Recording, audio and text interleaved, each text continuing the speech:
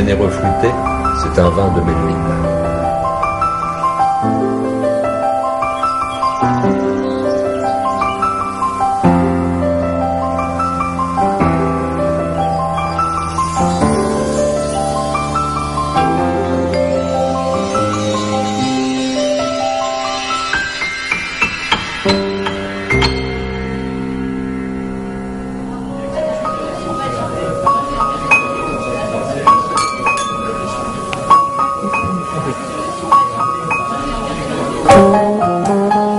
Le marquis de Melville.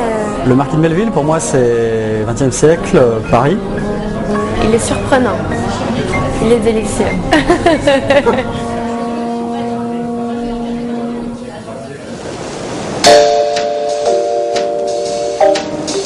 Alors, le marquis de Melville est avant tout un personnage en couleur. C'est un personnage référent de la culture française, évidemment de la culture du vin. Au début du XXe siècle, c'était un épicurien, on peut dire.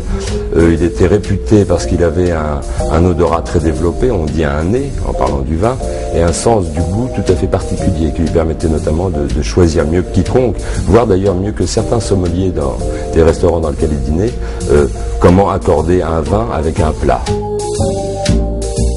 Évidemment, il nous a paru juste de donner son nom à cette gamme de vins, cette sélection de vins tout à fait exceptionnelle.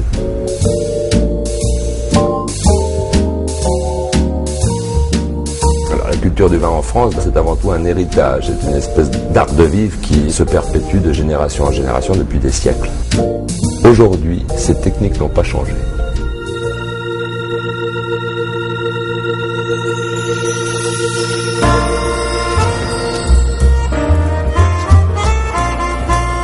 Il y a encore une grande tradition du travail manuel.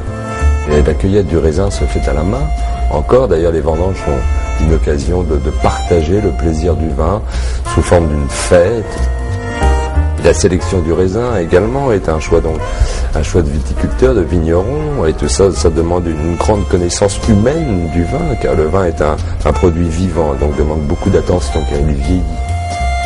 On le laisse vieillir en fût de chêne, ce qui va lui permettre de garder toute cette ampleur, de vieillir doucement, sans changer. Il faut des températures idéales, qui permet justement au vin d'atteindre sa maturité, comme on dit, au bout de plusieurs années de macération, de vieillissement en fût de chêne, qui lui donneront dans les années à venir un goût exceptionnel, évidemment. Tous ces artisans sont d'abord des hommes et des femmes, héritiers de la tradition française du vin. Donc nous faisons très attention à ça, à préserver, grâce à une manière humaine et manuelle, à garder cette espèce de noblesse que comporte le vin en France. Aucune technique, aucune machine pourra remplacer le savoir venu d'un héritage de plusieurs décennies de générations de vignerons, heureusement d'ailleurs.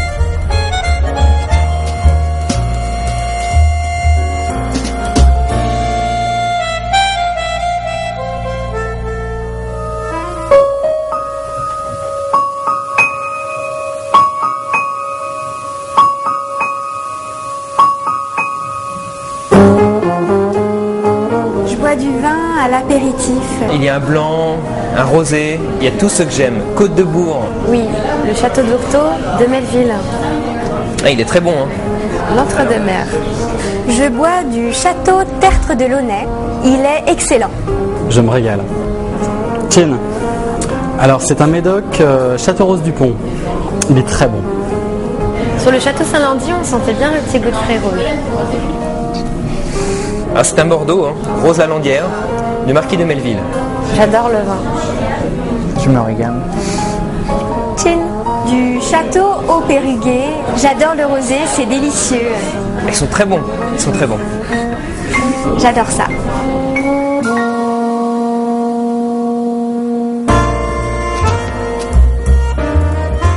Le vin est fait de deux choses. Il est fait du travail des hommes, évidemment, et aussi on est dépendant du climat, dépendant des saisons en France.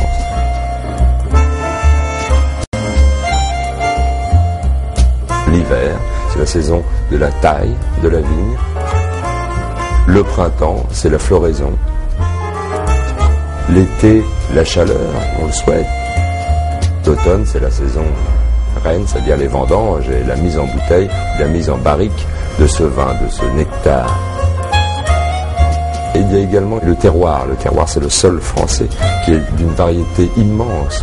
Ça peut aller de la terre ferrugineuse à la terre caillouteuse, à la terre de calcaire, qui donne un tanin particulier au vin. Et l'homme, en effet, est là pour sublimer la qualité première qu'apporte la terre au vin.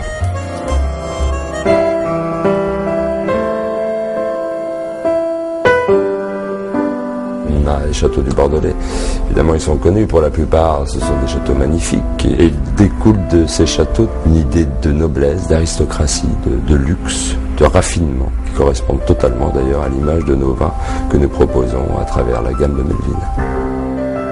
La gamme de Melville offre à travers cette multitude de vins français, ces milliers de vins français, le meilleur. Justement, nous avons sélectionné le meilleur des vins français. Donc, c'est une espèce de simplification pour le consommateur. Il est sûr de son choix car il ne peut pas se tromper.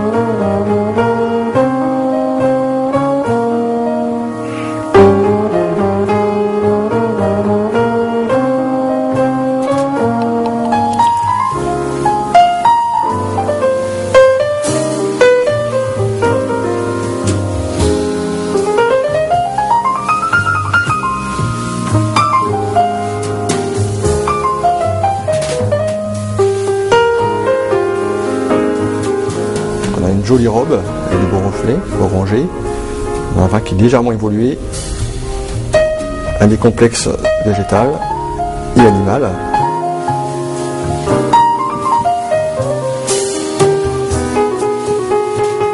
Donc là on a un vin qui est tout en finesse, très élégant, c'est fin, on a des tanins qui sont au final très légers, très tendres, on est vraiment rassuré, c'est un vin qui rassure. Je crois qu'aujourd'hui, le vin a une véritable histoire.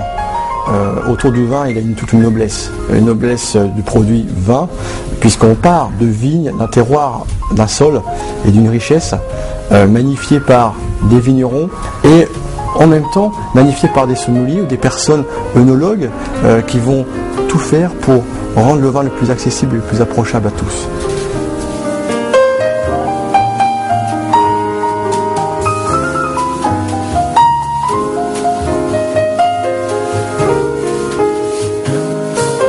On remarque une robe qui est déjà beaucoup plus foncée sur ce millésime-là, c'est un 2004, sur du Médoc. Donc effectivement, on a cette robe qui est plus profonde, un nez qui est plus intense, sur les fruits mûrs confiturés cette fois-ci, on sent le soleil. La confirmation en bouche d'un vin qui a une belle présence, une belle carrure, une jolie structure, la rondeur et la matière, on a un vin qui est relativement polyvalent. En plus, les tanins sont très fins et gourmands, très jolis. Les vins de la gamme de Melville sont des vins qu'on a voulu éclectiques, tous différents les uns des autres. On a des millésimes différents, on a des vins sur un même terroir qui sont différents. Chaque vin a sa propre personnalité et son identité. Ça c'est essentiel, de faire la distinction entre tel vin et un autre vin. C'est ça la richesse du vin aujourd'hui. D'avoir des vins à la fois puissants, homogènes, virils et puis d'autres qui soient plus élégants, plus fins, plus raffinés.